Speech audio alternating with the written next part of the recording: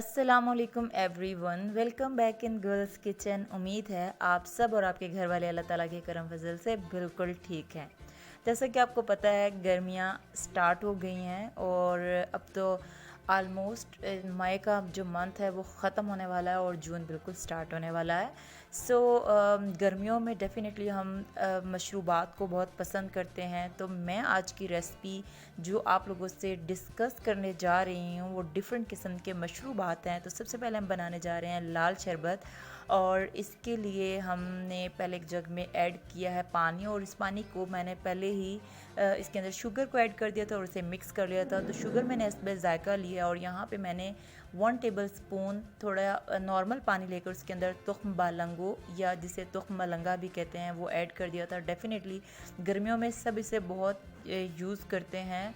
Like इसका casual use होता है क्योंकि ये ठंडा होता है और ये आपके मैदे और जिगर को भी ठंडा रखता है, तो ये बहुत अच्छा होता है। और इसके अंदर मैं ऐड कर रही हूँ थोड़ा सा रेड सिरप। आप किसी भी कंपनी या ब्रांड का ले सकते हैं।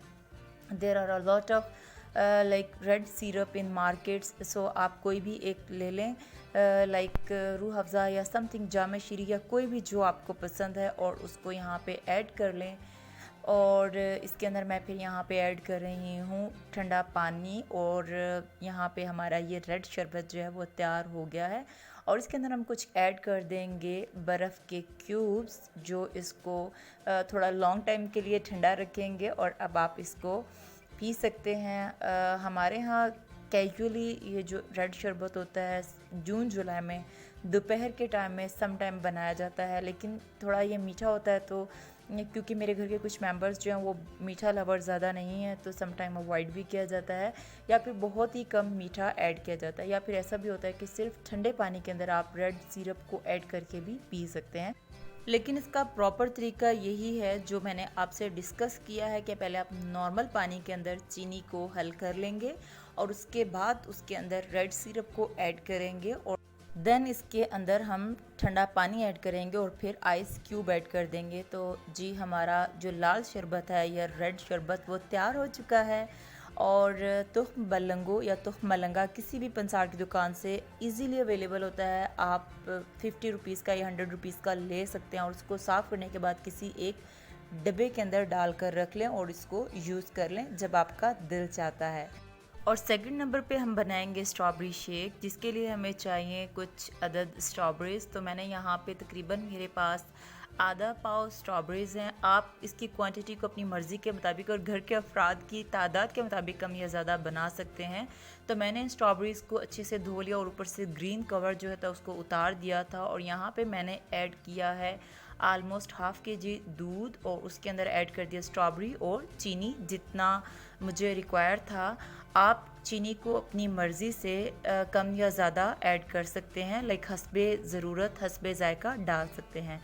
तो यहाँ पे हमारा स्ट्रॉबेरी शेक भी तैयार हो गया है और उसको मैंने निकाल दिया है जग के अंदर, और इसके साथ ही हमने ऐड कर दिए हैं आइस क्यूब्स, और अब इसको भी आप इंजॉय कर सकते हैं। इसका टेस्ट बहुत आला होता है, वैसे भी ये हमारी बॉडी के लिए बहुत बेनिफिशियल है, एनर्जेटिक है, और गर्ल्स को तो ये ज़रूर पीना चाहिए क्योंकि इससे स्किन बहुत अच्छी होती है। इसके अलावा थर्ड नंबर पे हम तैयार करेंगे आड़ू का जूस, जिसके लिए हमारे पास कुछ आड़ू हैं, लाइक 3 to 4 आड़ू मैंने लिए। इसके साथ नमक, काली मिर्च पीसी हुई और चीनी ली है।